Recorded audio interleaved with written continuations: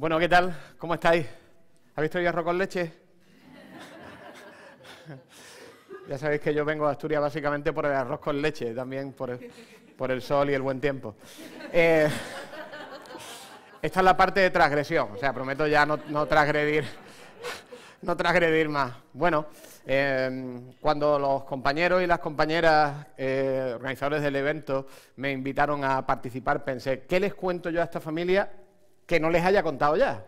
Porque, claro, el problema es que ya uno tiene la sensación de que lo ha contado todo. Y entonces pensé, bueno, pues esta vez, ¿por qué no les cuentas un par de historias? Entonces lo que voy a hacer esta vez es contaros un par de historias, contaros un par de cuentos. Ya sabéis que mi especialidad son los chistes, hoy va a haber menos chistes y simplemente dos historias. ¿Parece si empezamos por una historia de fantasmas? ¿Sí? Bueno, vamos a empezar con una historia de fantasmas, solo que en esta ocasión, para cada historia, pues me he traído un poco de música y vamos a empezar poniendo estos antiguos discos. No sé si sabéis que ahora los discos valen más dinero que los CDs. Es una cosa un poco de loco.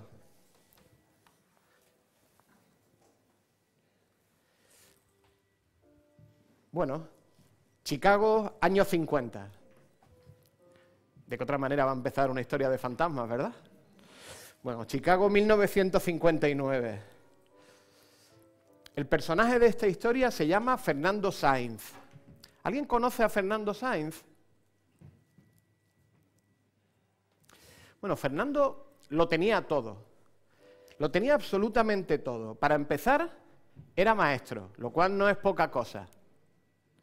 Pero además fue becario de la Junta para la Ampliación de Estudios. Recorrió Europa conociendo distintos sistemas educativos. Incluso Fernando fue diputado en el Congreso. Es más, fue el sueño de toda persona racional. Fue inspector.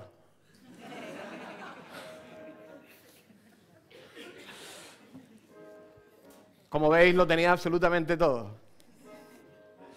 ¿Cómo puede convertirse en fantasma alguien así? ¿Se os ocurre? Es decir, ¿cómo puede ser que alguien así acabe convertido en un fantasma? Es increíble, ¿verdad? Veréis, Fernando nació en Loja, en Granada, y quizás cuando nació, él escuchaba pues alguna de estas canciones, ¿no? Albéniz. No era, bueno, un momento muy entretenido de Granada porque todavía no habíamos inventado Erasmus, pero vaya, no era tampoco mala tierra para nacer. Fernando ejerció el magisterio primero en Almería, después en la propia Granada y finalmente en Madrid, que es donde realmente él estudió. Fernando fue uno de los muchos miembros de la Institución Libre de Enseñanza. Era uno de los maestros y después activistas, palabra que por supuesto no existía en los años 50, no existía en los años 20, de los activistas que rodeaban a la Institución Libre de Enseñanza. Junto al ministro Fernando de los Ríos o a Lorenzo Luzuriaga, que quizás sí os suene, fue uno de los renovadores de la educación de aquella época. Y ahora es cuando viene el dato que todos estabais esperando. Fernando Sainz es el introductor del aprendizaje basado en proyectos en España. Su libro Método de Proyectos, publicado en el año 24 y que tuvo 4 ediciones, la última en el año de 1936, define con absoluta modernidad qué significa trabajar por proyectos.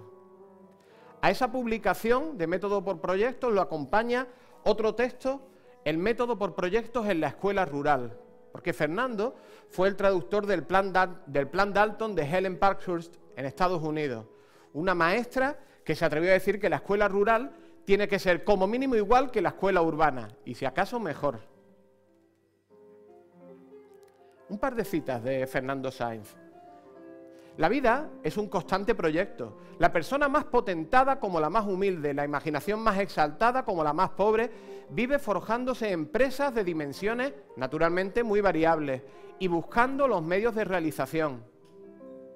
El niño, como nadie, vive de lo por hacer y su actividad es un continuo tejer y destejer en vista de los nuevos caminos y resultados que van desfilando sin cesar por su fantasía. ¿Cómo puede convertirse en fantasma alguien así? ¿Cómo puede ser que 100 docentes, lo mejor de cada casa? La mayoría de nosotros, conocedores de qué significa aprendizaje basado en proyectos, no conozcamos a Fernando Sáenz. ¿Cómo llega a convertirse en fantasma alguien así?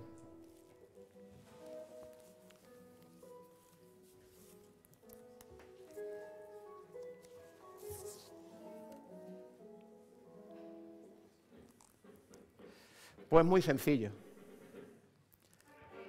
Porque perdió la guerra. No hay nada más sencillo para convertirte en fantasma que perder una guerra.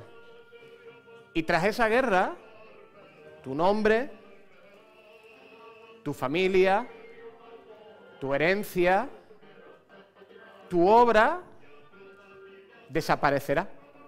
Desaparecerá para siempre.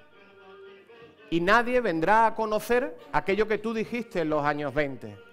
Nadie vendrá a recuperar aquella escuela que tú intentaste levantar. Lo más sencillo para convertirse en fantasma es perder una guerra. En el año 39, Fernando Sáenz se tuvo que exiliar.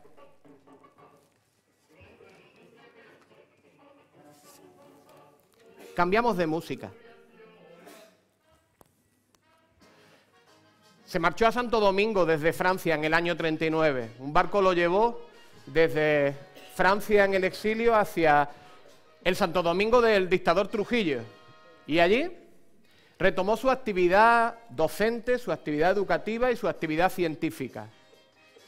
El texto Un estudio sobre psicología y educación es uno de los primeros textos de psicología publicados en la República Dominicana, en el año 45. Pero cuando eres un fantasma, ningún merengue te salva de tu destino. A partir de ahí,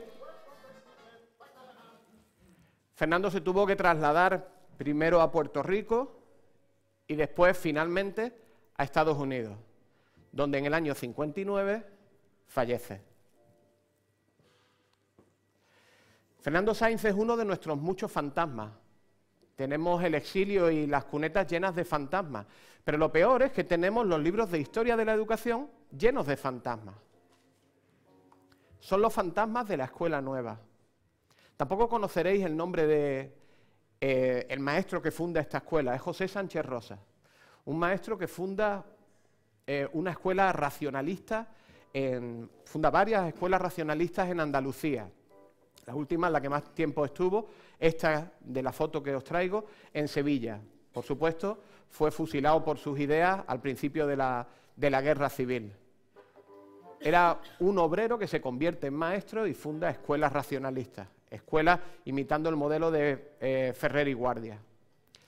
Bueno, la dictadura acabó con la escuela nueva, represalió al profesorado y convirtió en fantasma a sus líderes, y con ellos a sus ideas. Unas ideas que en los años 30 nos ponían en la vanguardia de la educación. Esa es la herencia educativa del franquismo, que muchas veces no somos capaces de poner en imágenes y no somos capaces de poner en palabras. No queremos recordar lo que éramos en los años 30.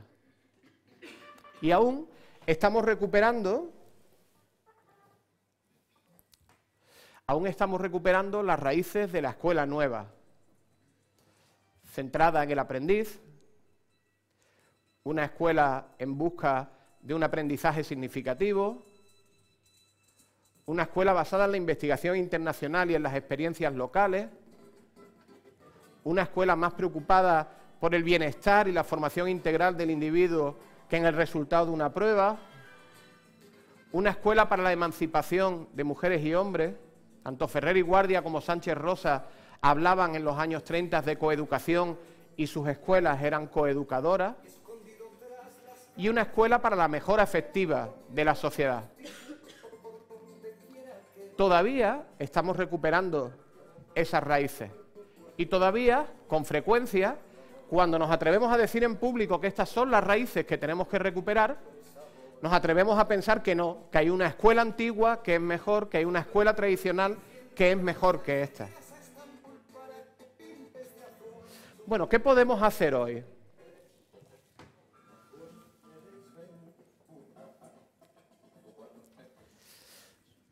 Voy a parar a Serrat porque hoy le ha entrado tartamudeo. Es que esto de... Ya sabéis que está sufriendo mucho con lo del proceso. Malditos rusos. ¿Qué podemos hacer hoy? Bueno, pues permitidme que os cuente otra historia. Pero esto es una fábula de animales, ¿vale? Bueno, ya la sabéis, ¿no? ¿Cómo empieza la fábula de animales? Bueno, pues érase una vez una hormiga, ¿no? Una hormiga que iba todos los días a clase, con su mochilita, con su librito de texto, con su listita de deberes que había que corregir al empezar y los deberes que mandaría al final de la sesión, ¿verdad? ¿Contamos esa historia? Ya sabéis que también érase una vez una cigarra que daba unas conferencias estupendas. ¿Sabes?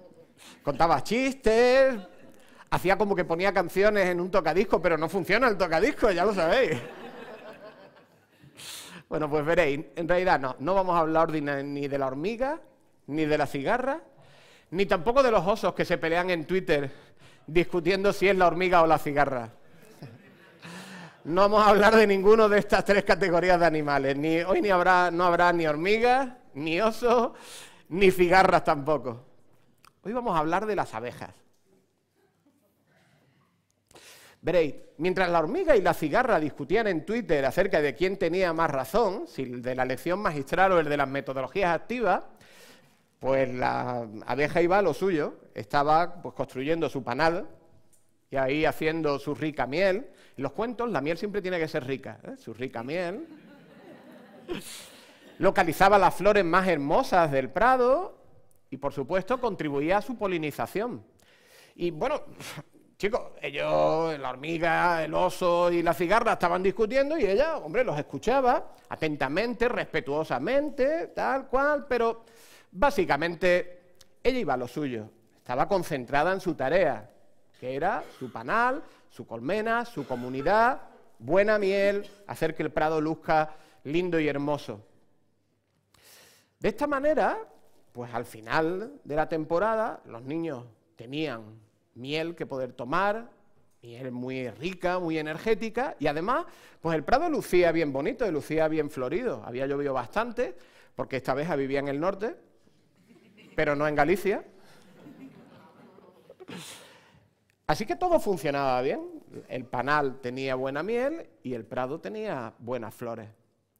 Bueno, veréis, creo que hoy, cuando tanta necesidad tenemos de reconstruir la escuela nueva, cuando nuestros políticos son absolutamente incapaces de hacer algo que se parezca a un pacto, acuerdo, concordio, concordato o lo que sea, concordato sí, eso sí lo saben y lo respetan.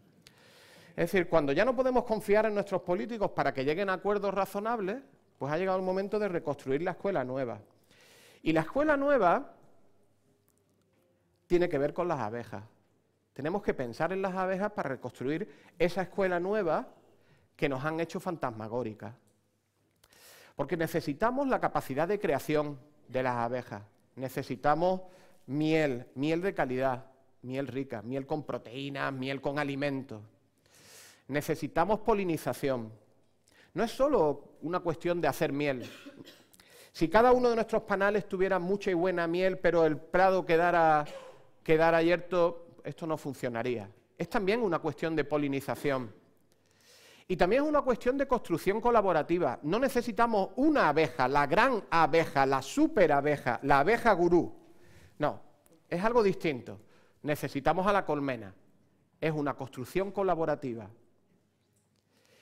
Y necesitamos abejas que asuman que a veces hay que coger el coche y hacer 2 horas de carretera desde A Coruña hasta Oviedo, porque te tienes que reunir con tu gente, porque tienes que meterte en el talud, que tiene algo de colmena, este espacio en el que nos encontramos.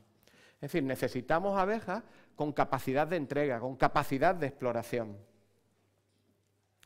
Bueno, pues como en la época de Fernando Sáenz, la educación, la escuela nueva, va a llegar de mano de las abejas, porque son grandes conocedoras del terreno. No necesitamos abejas que no conozcan la escuela, que no sepan lo difícil que es hoy ser directora o ser director, que no todo está en los papeles, que las funciones que describe la orden correspondiente se queda ridícula cuando te metes y tienes que dar de comer y tienes que lavar y tienes que pensar cómo se mueve la gente por el municipio. Pero también necesitamos abejas que sean capaces de ir un poco más allá y de salir a conocer el mundo. Necesitamos abejas que siempre, siempre estén dispuestas a trabajar en equipo, que nunca quieran tirar ellas solas, porque no hay ninguna colmena que sobreviva sola, que siempre estén pensando en la comunidad, que siempre estén pensando en el colectivo. Necesitamos también que la administración y las instituciones trabajen para que florezcan las abejas, que no promuevan a la pequeña hormiguita, por mucho que la hormiga sepa ponerse en fila y hacer su trabajito. Y por supuesto que no dediquen más atención a la hermosa cigarra que a todas las abejas juntas. Que piensen que la cigarra pues tendrá su papel, pero lo fundamental son las abejas. Y necesitamos abejas que tengan la capacidad de enriquecer sus centros, pero con oportunidades para formarnos fuera, para salir, no solo de una comunidad a otra, sino para salir de nuestro país, para investigar, para conocer qué está ocurriendo fuera. Y a la vuelta, escribirlo todo, narrarlo todo, contarlo todo, apropiarnos de las redes sociales para en ellas contar lo que somos y contar lo que sabemos. Necesitamos profesionales que difundan, que formen, desde su experiencia, los modelos que acaban alienando al profesional para que abandone su espacio profesional y se dedica a la formación, pues tampoco los convierten en abejas. Lo que hacen es señalarlo delante de todas las hormigas. Necesitamos un golpe de imaginación para que podamos encontrar los mecanismos para promover a las abejas que forman desde su experiencia. Veréis, no necesitamos refundar la escuela nueva sobre hombros de gigantes. En realidad, vamos a refundar la escuela nueva desde los hombros de las abejas. Gracias, abejas.